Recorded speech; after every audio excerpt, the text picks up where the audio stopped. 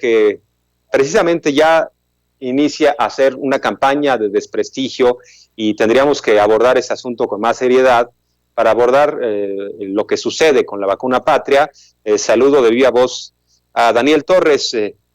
Daniel, quien es pues un investigador y además experto en temas de salud y de virus, investigador de la Conferencia Interamericana de Seguridad Social. Daniel, te habla Jorge Armando Rocha, muchas gracias por la entrevista y muy buenas tardes. Hola Jorge, buenas tardes, gracias a ti por el espacio. Daniel, a ver, primero ya comenzaron con esta idea de que la vacuna patria no es mexicana. Yo diría que, bueno, la ciencia de entrada es universal.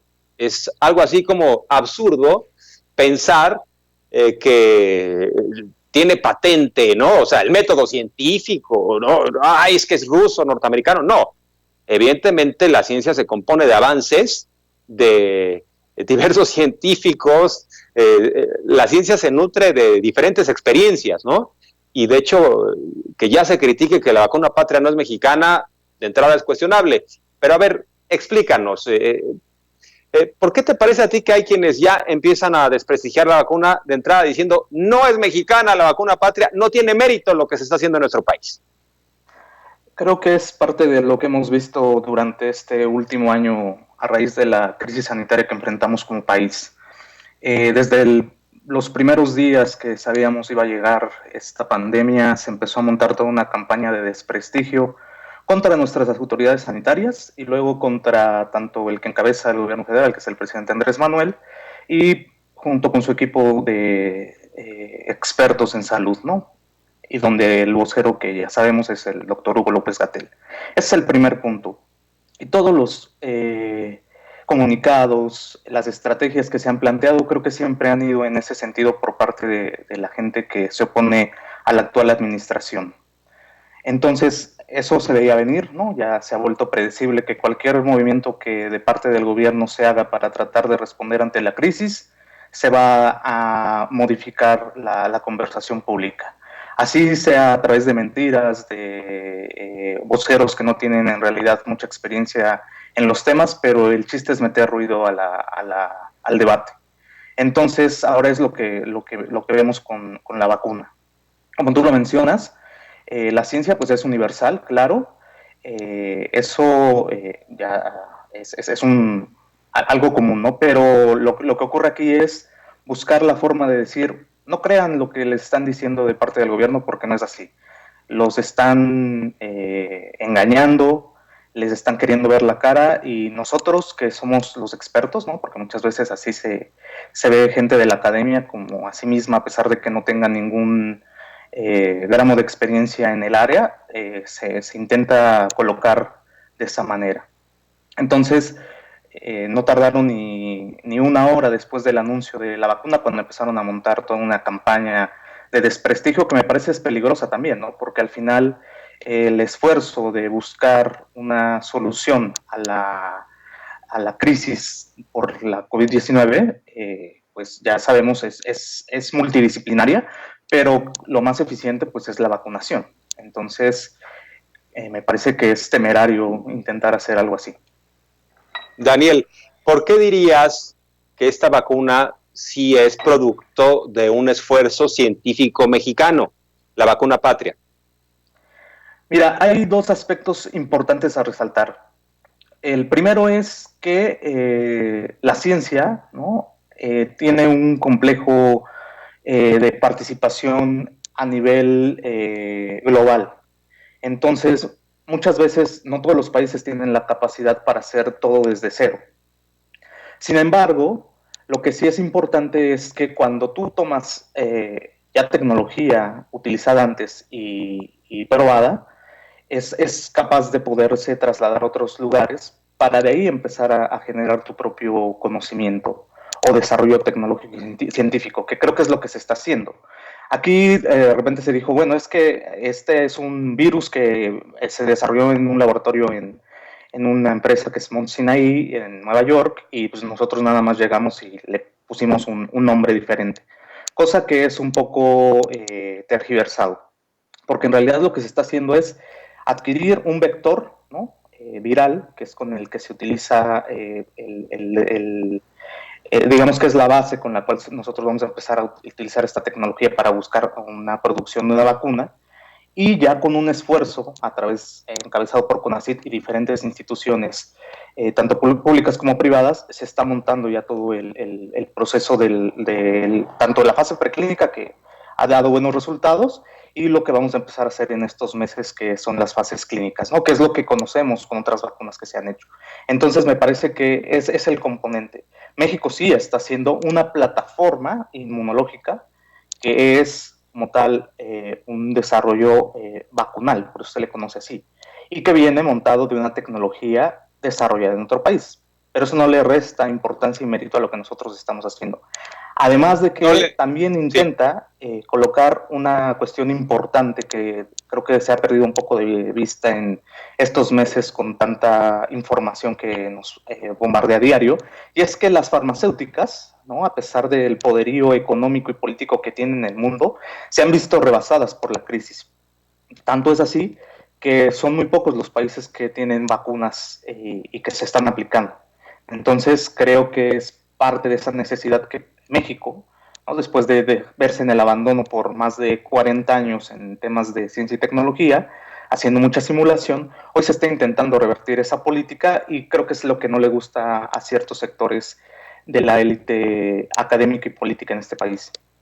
Sin duda, porque a algunos no les gusta hablar del pasado, dicen, no hablen del pasado, resuelvan a partir de ahora. Bueno, pues es que el pasado nos ha determinado, si desmantelaron el sistema de salud, y esto también nos impide haber respondido más rápido ante este desafío, no solo a nivel científico, sino a nivel hospitalario, en lo que hace a camas, a doctores.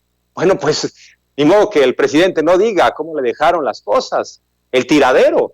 Hay que poner siempre también a la luz del día la situación, el diagnóstico. Y bueno, pues el diagnóstico es que hurtaron lo que pudieron, y el sistema de salud no fue la excepción, ¿no? Sabemos de construcción de hospitales en donde simplemente el negocio era construir el hospital, no les importaba si quedaba en obra negra, si era equipado o no, si había médicos o no, simplemente pues la mochada, ¿no? Con este tipo de obras. El propio presidente Calderón, quien gobernó de 2006 a 2012, dijo en su momento, estoy inaugurando 1,000 hospitales en mi sexenio, lo cual pues es una quimera, no existen los hospitales evidentemente, y bueno, pues sí, no les gusta hablar de ese pasado, y ahora se está trabajando con el instrumental que se tiene para resolver una emergencia a nivel mundial, porque hay algunos que quisieran señalar que México es prácticamente el único país que ha tenido una buena cantidad de muertes y contagios, cuando no miran a lo que pasa en los Estados Unidos, que es un país muy poderoso, o Europa también, que está pues en una situación bastante frágil en lo que hace a las muertes y contagios. Ahora, en el caso de la vacuna Patria en particular, coincides con lo que dijo el propio director del Politécnico Nacional, que si se aprueba en diciembre nos va a colocar a la vanguardia dentro de un grupo muy reducido de 4 o 5 países que tienen la capacidad de producir su vacuna, con los beneficios de que esto sea a un costo mucho más bajo de a como nos están vendiendo las dosis.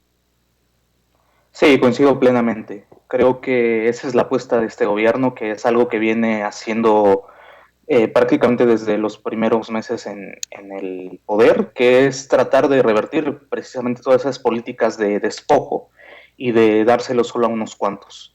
Un tema importante con el tema de la soberanía médica es algo que varios investigadores, pero principalmente una destacada persona en este ámbito, que es Mariana Mazzucato, lo señala, que es tener un punto de seguridad nacional, ¿no? No es solamente por un capricho o por estar nosotros anclados en el pasado, que creo que es algo que también se mete de repente en la narrativa, ¿no? Decir, no, pues es que ustedes quieren ser como el viejo PRI, ¿no? Ni siquiera va por ahí el caso. Entonces, es algo vanguardista, claro, es un punto a considerar, y me parece que podría ser el presente, ¿no?, de lo que México ahora quiere hacer. Es decir, Antes le dábamos presupuesto a investigar qué colorante iba mejor con una salsa katsu, y hoy es hacer medicina de vanguardia, ¿no? Eso creo que algo que no se menciona mucho, pero sí deberíamos de ponerlo en la mesa. ¿Cuál es la perspectiva que se tiene de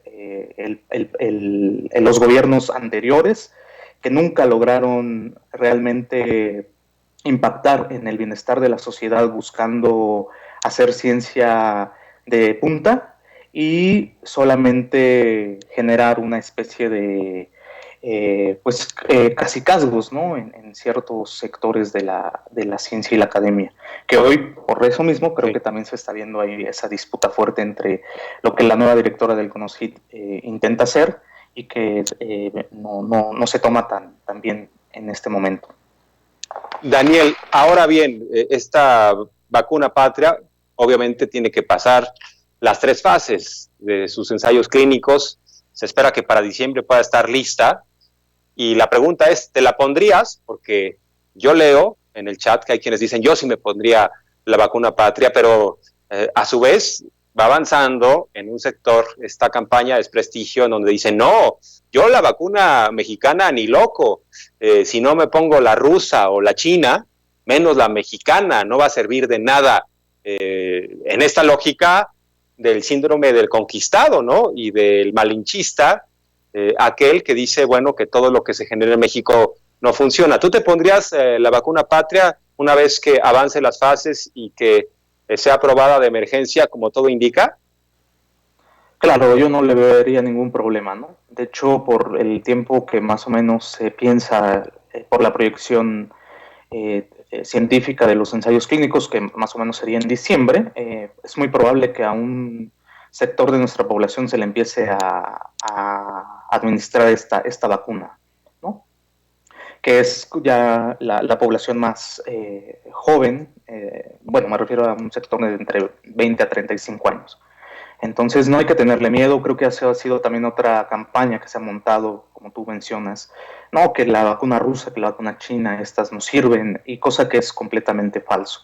Si revisamos un poco de la literatura, pero también de la información que tanto los centros de salud en Estados Unidos, como las agencias regulatorias, tanto la FDA y la EMA en Estados Unidos y otra en Europa, como lo mencionan, ¿no? Como es el que vayan pasando estas fases, se prueban que son seguras, que son eficaces y que finalmente pueden ser utilizadas en el grueso de la población. Eso es lo mismo que se espera con la vacuna patria.